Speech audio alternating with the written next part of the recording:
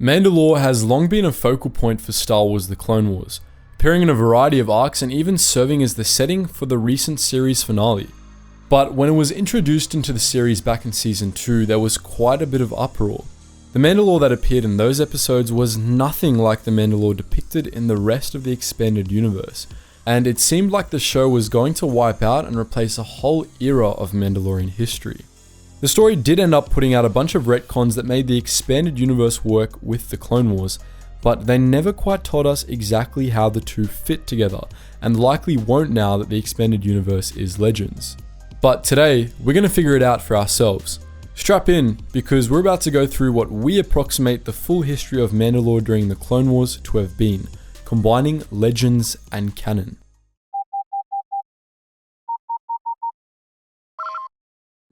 Attention, Sergeant on deck!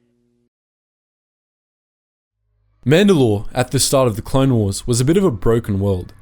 Once, it had threatened the whole galaxy in crusade after crusade, coming close to crushing the Republic itself not once, but twice. Once, its warriors had fought against both the Jedi and the Sith, proving their worth by killing members of both orders. But that glory had long since faded. The Mandalorians had been crushed by the Republic's judicial forces in the Mandalorian Excision, which reduced swaths of several Mandalorian worlds to deserts of white sand and led to widespread rejection of the warrior codes. 700 years after the Excision, Mandalore still hadn't recovered. Mandalore's great warriors were dead. The civil war between the true Mandalorians and the Death Watch had killed off the vast majority of the remaining super commandos, the rest of whom went into a voluntary exile on Concordia as the new Mandalorians took over Mandalorian space. The last of the true Mandalorians, Jango Fett, died in the opening battle of the Clone Wars, and Death Watch was believed to be similarly extinct.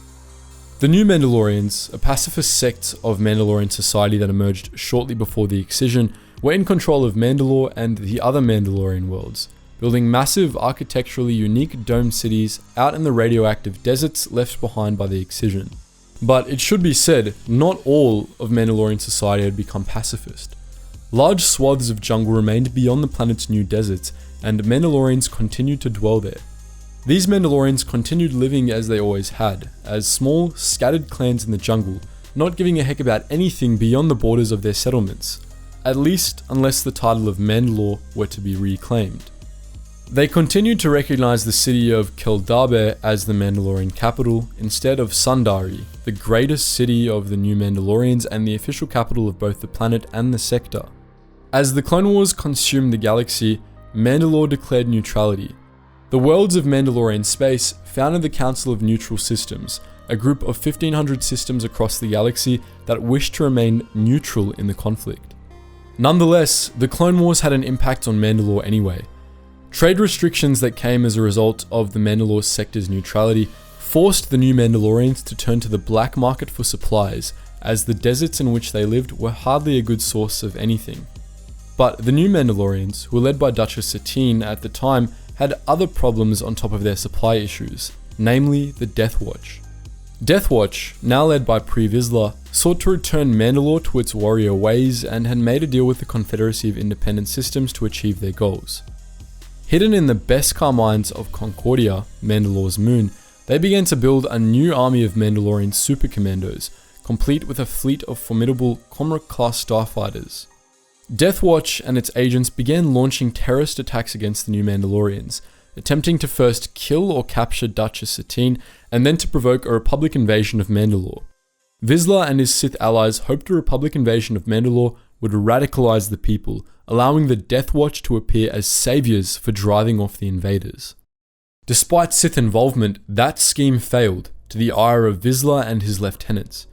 This led to a falling out between the Death Watch and the Confederacy, soon after which the Death Watch was driven from Concordia entirely.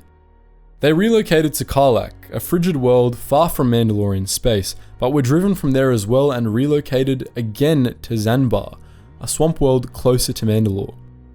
There, Vizsla and his chief lieutenant, Bo-Katan, began rebuilding their forces, gaining a steady trickle of new recruits from a growing group of Mandalorians who were becoming disillusioned with Duchess Satine and her pacifism. Then, in early 20 BBY, Maul and Savage Opress entered the picture. After being rescued by Death Watch, they made an alliance with Vizsla, which they expanded into the Shadow Collective with the entry of the Black Sun, Pike Syndicate, and Hutts into the alliance. Together, they executed a plan to take over Mandalore that was rather similar to the one Vizsla and Dooku had concocted nearly a year earlier. The Shadow Collective invaded Sundari, the new Mandalorian capital, quickly proving its defenders to be weak and ineffective, thus prompting outrage from the populace. This outrage was inflamed and channeled toward Duchess Satine by the Death Watch, which proceeded to defeat its allies in a bid to win over the hearts of the Mandalorian populace. They were wildly successful. The Death Watch took over Sundari with popular support, throwing Satine and her allies in prison. In a matter of days, new Mandalorian society completely imploded. Pre-Vizsla claimed the ancient title of Mandalore, almost unanimously winning the allegiance of former New Mandalorian society in the process.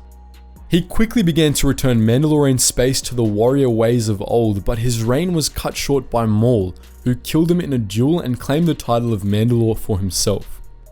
Most of New Mandalorian society aligned itself with Maul, who used Prime Minister Almec as the face of his new government. But this realignment wasn't unanimous. A faction of the Death Watch, led by Bo-Katan, rejected Maul's rule and became the Mandalorian Resistance, starting a civil war in Sundari. At first, Maul's super commandos seemed to have a distinct advantage, but the death of Savage Opress and his own capture at the hands of Darth Sidious chipped away at this, allowing the Mandalorian Resistance to gain some ground. The Hutts left the Shadow Collective, greatly weakening it, and as we know, the Shadow Collective was subsequently destroyed entirely by the CIS, which bullied the Black Sun and Pike Syndicate into abandoning Maul, at least at first. Maul went from controlling the vast resources of the Shadow Collective to controlling a single Mandalorian faction, which by that point was left with control of only Sundari and its neighbouring cities. Mandalorian society fell into total chaos. Maul completely lost control of Mandalorian space, and on other Mandalorian worlds, many factions rose up in conflict with each other, mirroring the civil war between Maul and the Resistance in Sundari and its neighbours. But another figure appeared later that year to fill the power vacuum: Spar, a rogue ARC trooper. Earlier in the war, he had founded his own faction, the Mandalorian Protectors, which allied themselves with the Confederacy. The Protectors were few in number, initially consisting of 200 former police, a dozen former members of the Death Watch, and 1,000 BL series Battle Legionnaires, which were specialized battle droids produced by Bactoid exclusively for the Protectors, and they were incredibly effective. The Confederacy contracted them as a shock force, known for being devastating combatants capable of turning stalemates into victories in a single day. They fought hard on Null, Zadja, and New Holstis, incurring heavy Republic casualties each time. In 20 BBY, with Mandalorian space in chaos, Spar claimed the title of Mandalore for himself on the grounds that he was the son and heir of Jango Fett, the last Mandalorian with a legitimate claim to it. Declaring himself Mandalore the Resurrector, he and the Mandalorian Protectors seized control of Mandalorian space, which ended its neutrality and joined the CIS. He took Keldabi in the jungles of Mandalore as his capital, as the scattered jungle clans widely supported him, and he claimed factories there to churn out starfighters and battle droids for him and the Confederacy. Sundari and the other new Mandalorian cities refused to acknowledge Spar, but due to the ongoing civil war, they quickly became irrelevant. The numbers of the Protectors quickly swelled, and Spar put them to good use on the battlefields of the Clone Wars. As the Republic began to gain an advantage over the Confederacy at the start of the Outer Rim sieges, the Confederacy employed the Protectors to strike back, often in response to the deaths of key commanders. In the Battle of New Bornalix, they faced off against the Galactic Marines and won, albeit at the cost of large numbers of Battle Legionnaires. They even launched a lightning strike on Kamino itself, incurring heavy clone casualties and besieging the clone factories. The Protectors quickly became too strong for Darth Sidious's liking. He ordered the Protectors to capture Padme Amidala at Norval II, and then had the Republic set a trap for them, hoping the Protectors would be wiped out. The Republic task force was successful. All but 3 of the Protectors were killed, and their Battle Legionnaires were all destroyed. Spar and his remaining comrades, Fen Shisa and Toby Dalla, returned to Mandalore, where Spar passed on the title of Mandalore to Shisa and entered into a self-imposed exile.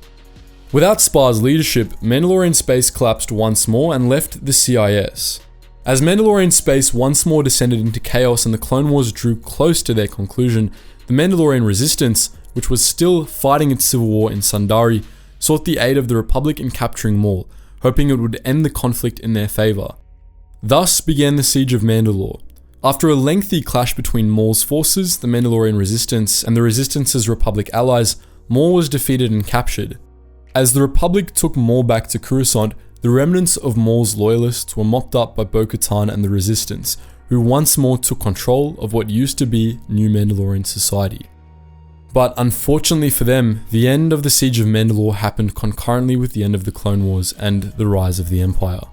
Sundari and the rest of Mandalore came under the rule of the Empire, which established a slave camp and military garrison at the city of Bones near Sundari.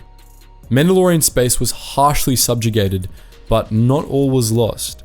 Fen Shisa, Spar's heir and the reigning Mandalore, set out to rebuild the Mandalorian protectors as a resistance movement, one that would eventually retake Mandalore with the help of the Alliance to restore the Republic. So that's the complete Clone Wars era history of Mandalore, as drawn from both Legends and Canon. But what do you think? Do you like a Legends and Canon combination for a Clone Wars history overview? Let us know in the comment section below. And just before you go guys, if you want to listen to more of the music we used in this video and plenty of our recent videos, then make sure you check out our Relax Jack music channel. It's the first link in the description below. And our Geetsly's gaming network. Once again, all these links are in the description below. Anyways guys, as always, thank you so much for watching and I hope to see you in the next video.